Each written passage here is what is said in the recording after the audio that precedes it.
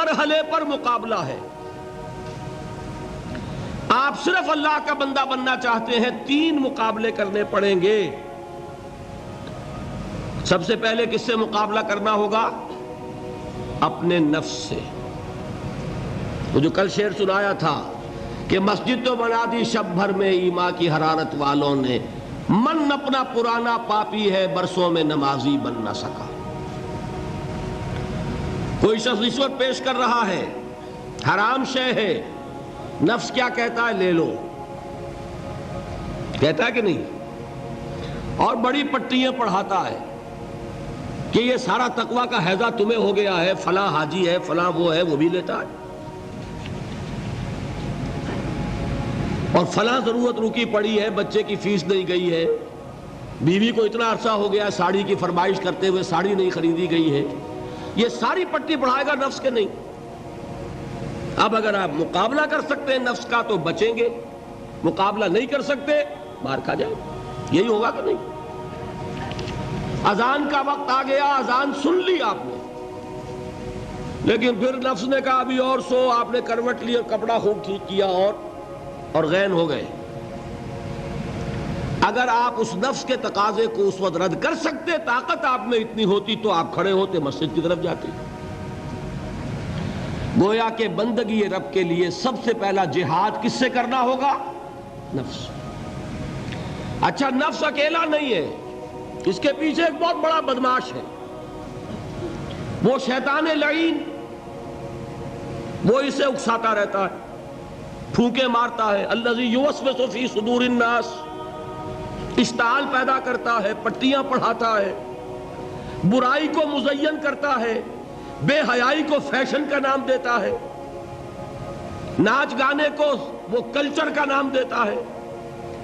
یہ سارا کچھ کر رہا ہے. تو اگر شیطان سے مقابلہ نہیں کر سکیں گے تو اللہ کی بندگی کر سکیں گے؟ تیسری چیز، معاشرہ بگڑا ہوا ہے. بگڑے ہوئے معاشرے کا ایک دباؤ ہے آپ پر. یہ بالکل ایسے جیسے ایک ہجوم ایک طرف جا رہا ہو تو ادھر جانا آسان اور مقابلے میں جانا بہت مشکل، زور لگانا پڑے گا نا. تو معاشرے کا رخ کچھ اور ہے، آپ کا رخ کچھ اور ہے. معاشرہ نہ خدا کو جانے نہ رسول کو جانے. آپ چاہتے ہیں اللہ اور اس کے رسول کے حکم پہ چلنا، کشمکش کرنی پڑے گی کہ نہیں؟ بہت پیارے ہیں وہ مصرے. زمانہ بات و نہ سازت تو با زمانہ ستیز. زمانہ تمہارے ساتھ اگر موافقت نہیں کر رہا، زمانے سے جنگ کرو. اور بے غیرت اور بے حمیت اور بودے اور بزدل اور کچے لوگوں کا اصول کیا ہے؟ زمانہ بات و نہ سازت تو با زمانہ بساز. زمانہ تمہارے ساتھ موافقت نہیں کرتا، بھائی تم زمانے کے رنگ میں رنگے جاؤ. آسان راستہ کون سا ہے؟ زمانہ تمہارے رنگ میں نہیں آتا، تم اس کے مطابق ڈھل جاؤ، کوئی تکلیف ہوگی. اور زمانہ تمہارے ساتھ اگر موافقت نہیں کر رہا، تم زمانے سے لڑو، تکلیف آئے گی کہ نہیں؟ 3 جہاد کرنے پڑیں گے تو انسان اللہ کا بندہ بن سکے گا. بات سمجھ میں آئی؟ اسی لیے جب پوچھا گیا حضور سے ای الجہاد افضل یا رسول اللہ، اے اللہ کے رسول سب سے افضل جہاد کون سا ہے؟ آپ نے فرمایا ان تجاہد نفسک فی طاعت اللہ.